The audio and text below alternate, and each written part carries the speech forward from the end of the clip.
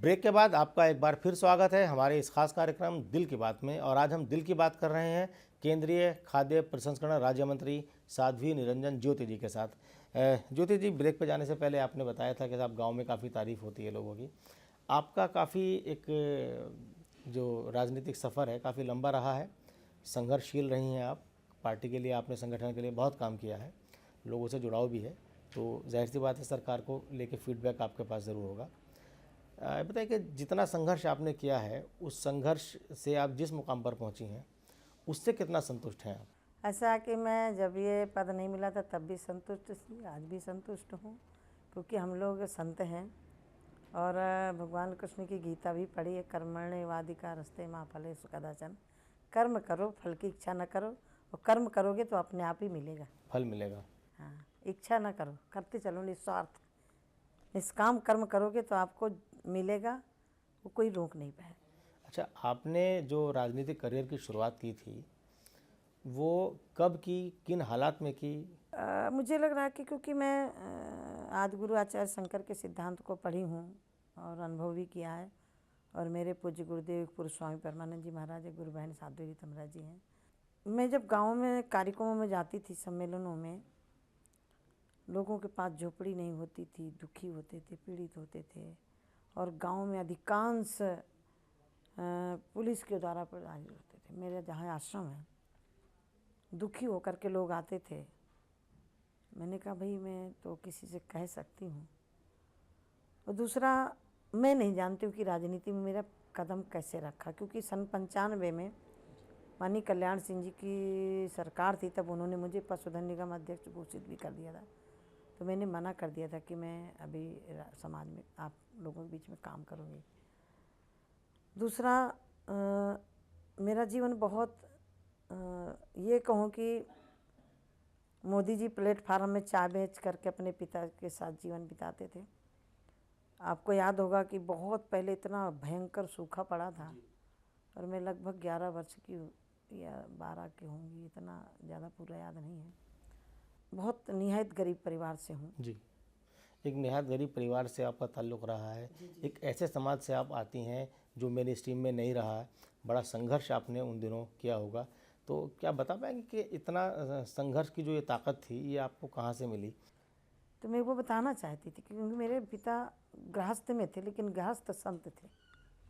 वो मजदूरी करने जाते थे, अनाज के काम के बदले अनाज मिलता था, तो हम भी छोटे छोटे चले जाते थे। गांव में मिट्टी, इतनी मिट्टी उठाएगा तो इतना उसको मिलेगा, तो हम लोग सहयोग करते थे जा कर के।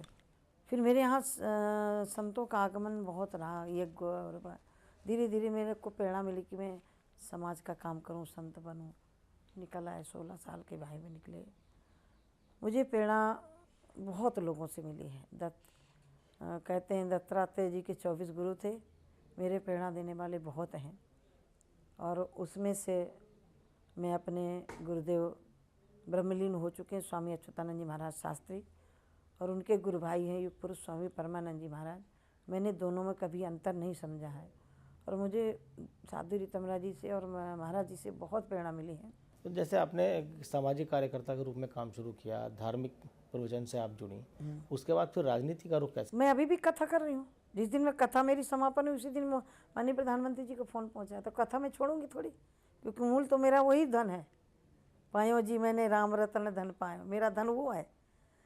बस ये है कि वो धन मेरे को यहाँ ताकत देता है, जो मुझे संतों से, गुरुओं से, सूफियों से, रहीम जैसे संतों से मिला है। उनसे मुझे ये काम करने की प्रेरणा मिलती है और ताकत मिलती है। और मैं ये कह सकती हूँ कि आप खुदा कह सकते हैं, भगवान कह सकते हैं, उनकी जो सच्ची निष्ठा से आराधना करता है वो ताकत आपको बहुत मजबूत करती है। जब राजनीति में आपने कदम रखा और पहली बार आपको पार्टी की तरफ से टिकट दिया गया, उस वक्त आपकी क्या मतलब फीलिंग थी? अच्छा कि मैं तो आश्रम में बैठी थी, सच बात बता दूँ। कानपुर देहात में मेरा आश्रम पड़ता है, मूसानगर की जगह है। सुबह सुबह पेपर उड़ाई से मेरा पहला लोगों को फ़ोन गया कि साध्वी जी आपको बधाई। मैंने कहा किस चीज़ की? बोले आपका हमीरपुर से टिकट हो गया। एक बार मेरा मन थोड़ा वैसा अटपटा सा लगा अंदर से कि राजनीति और दोनों कैसे साथ चलेंगे। फिर मैंने अपने गुरुदेव की पुस्तक पढ़ी, 2 दिशाओं की यात्रा एक साथ। 2 दिशाओं की यात्रा एक साथ। यदि वृक्ष दोनों दिशाओं की यात्रा ना कर सके तो या तो जड़ें उसकी ख़त्म हो जाएंगी या पेड़ ख़त्म हो जाएगा। वृक्ष कोई भी हो, चाहे आप बड़े बड़े बट वृक्ष बोलते हैं हम लोग, आप बरगद बोलते होंगे, वो जितना गहरे जाता है उतनी वो ऊपर होता है। तो गहरी जड़ें मेरी आध्यात्म में है, मैं अध्यात्म में रुचि रखती हूँ। मेरी वो जड़ें मजबूत हैं तो ये जड़ें ये शाखाएँ ज़रूर मजबूत होंगी। और मैं इन्हें फिर वहीं से कि चलिए, माननीय राजनाथ सिंह जी ने बुलाया था और यही कहा था जब 2002 का चुनाव टिकट हुआ है, साधु जी आप समाज का काम कर रही हैं, ये भी एक रास्ता है। मैं फिर मना नहीं कर पाई। एक विधायक रही आप, उसके बाद पहला चुनाव तो हारी, दूसरा चुनाव में आप विधायक बनी। तो एक विधायक के नाते आपने जितना काम किया, उस एक्सपीरियंस को एक मंत्री के रूप में आप किस तरह से इस्तेमाल करेंगी? और सबसे अहम सवाल ये कि जिन समाज की गरीबी, दुर्दशा, भुखमरी को देखकर आपने समाज का काम संभालने का जिम्मा लिया, अब आपके हाथ में पावर है, अब उनकी आकांक्षाओं को, उनकी ज़रूरतों को आप कैसे पूरा करेंगे? मैंने शुरू में यही इसीलिए कहा कि जिसके पास 1 बीघा खेती, 2 बीघा खेती है, अभी जो फॉरेन लोग आए थे उनके बीच में मैंने ये बात रखी थी। मैंने कहा आपके यहाँ प्राइवेट सेक्टर में काम देते हैं या सरकार कोल्ड स्टोरेज करती है? तो उन्होंने कहा हमारे यहाँ प्राइवेट सेक्टर में काम होता है। तो मैं अभी कोशिश ये कर रही हूँ कि ज़िले में हो जाए, ज़िले से फिर तहसील में कोल्ड स्टोरेज छोटा छोटा गांव का आदमी लाए, सीधे कोल्ड स्टोरेज में ख़रीद करके जमा किया जाए, जिससे सरकार को भी फ़ायदा हो, गांव के आदमी को भी फ़ायदा हो। और प्रोत्साहन, वो जो दूध वाला मैंने बताया, आज गांव में जो लोग जानवर हटाना बंद कर दिए थे, कहते थे इतने जानवर नहीं रखेंगे, अब जब उनको 30-40 रुपया 1 लीटर में पैसा मिलने लगा तो काम करने लगे।